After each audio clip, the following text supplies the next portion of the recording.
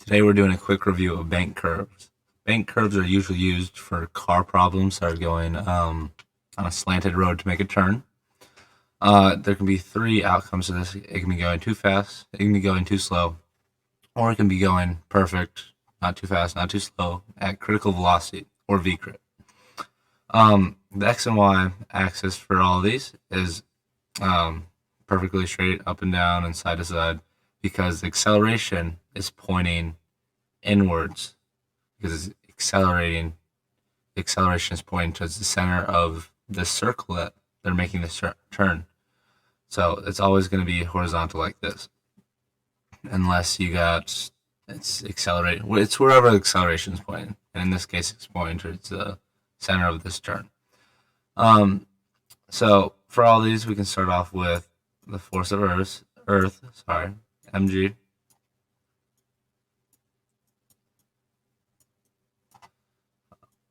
Always force of Earth always points down. Next, we can start with the normal force, which is pushing off the ramp for all of these, because none of these are flying off the ramp.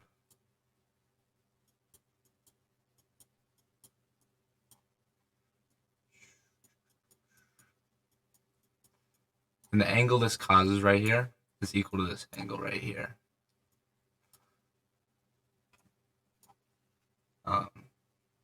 Another way to look at this is it's also equal to this angle here. So all those angles equal each other. This is where they start to differentiate from each other. If you're going too fast, you're gonna start. If you're going too fast, your car's gonna get pulled upwards.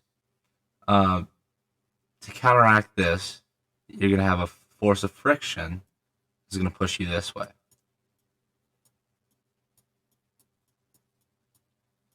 This force of friction is gonna prevent you from flying off the edge, and it's acting upon your car moving upwards when you're going too fast. Too slow is the opposite. You're gonna slowly go to the bottom, but this force of friction from the ramp is gonna keep you up. And then critical velocity, there's not going to be any force of friction because you're not going up or down because you're not going too fast or too slow. So you only have to look at this F of n, which is the normal force of the ramp. So you have the Fy of n and the Fx of n.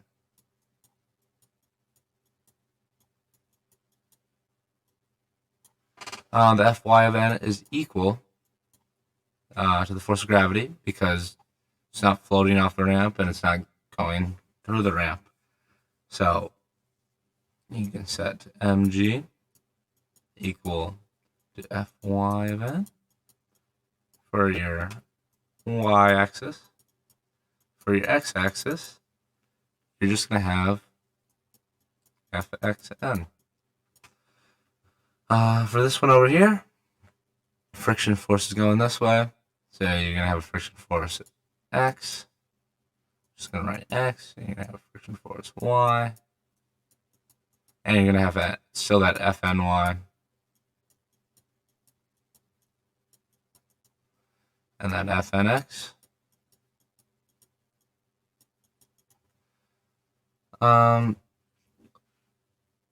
And these two right here are congruent to that down there. So you can write Y equal to Fny plus Y. Sorry, not Y. Let me erase that real quick. That's going to be friction force Y. My bad. That's what I meant to say.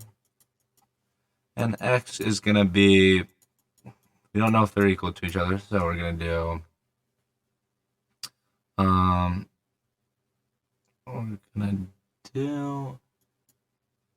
you can do, let's just do X minus Fnx.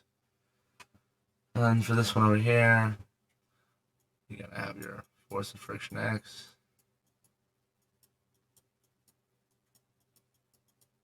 plus your force of normal x, and then you're going to have your Fnx, but you're also going to have your force of friction that's going downwards.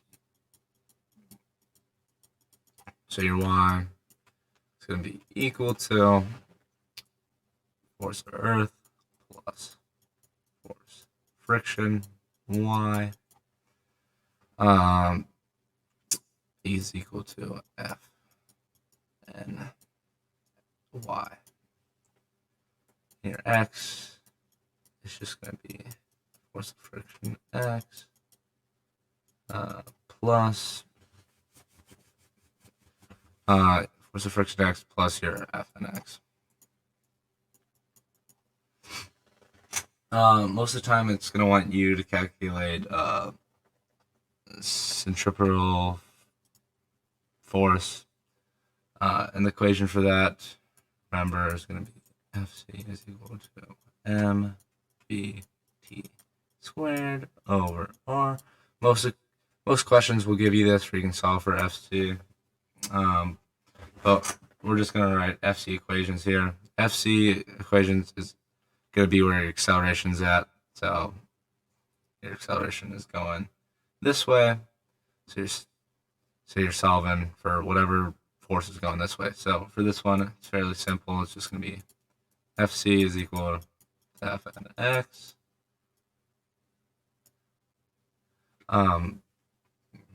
Another way to write this is, so you know, Fyn is equal to mg. Another way to write this is, so you know, tangent theta is equal to opposite, which is going to be fxn over fyn, because theta is right here for you, so it's opposite fxn over adjacent fny, yep. And so then, if you're just trying to solve for fnn to plug into here, you can make fc is equal to, and then you just take mg there, plug that in, so you got mg tan theta for your equation for Fc there. This one over here, for too fast, Fc is going to be equal to ffx plus fny, I mean x again, fny. And you can take this from over here. So you're going to have, and then you're going to have Fc, friction force, x plus mg tan theta, because mg is still equal to fnx, but you also have to add the friction force, and theta right there, it's still the same angle, so you can do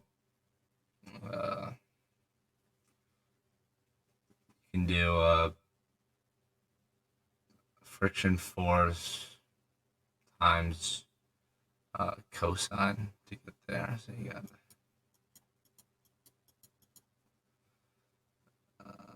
friction force cosine theta plus mg tan theta. And you'll have to find friction force with the stuff they give you. This one over here, I did this equation wrong real quick. I just got the positive and negative mixed up. So you're actually going to have your F and Y minus your X, because F and Y is going to be greater than your X because acceleration is going that way. And so FC is equal to F and Y minus X. And then this one's more tricky because mg is equal to this up here. instead of these. So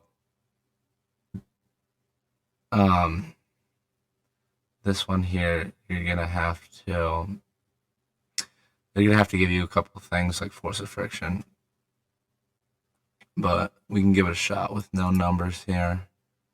Can't really use mg here, so we're just gonna do force of friction. Centripetal force is equal to, let's first find out this, which is just gonna be Fn, because we don't know what that is without force of friction. Sine theta minus, and then this x here is force of friction x, my bad.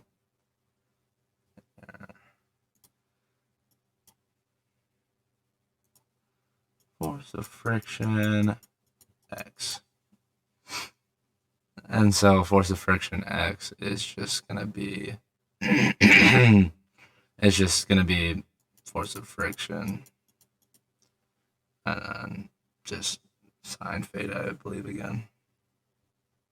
No, sorry. It's going to be actually cosine theta, since that angle is going to be right there now.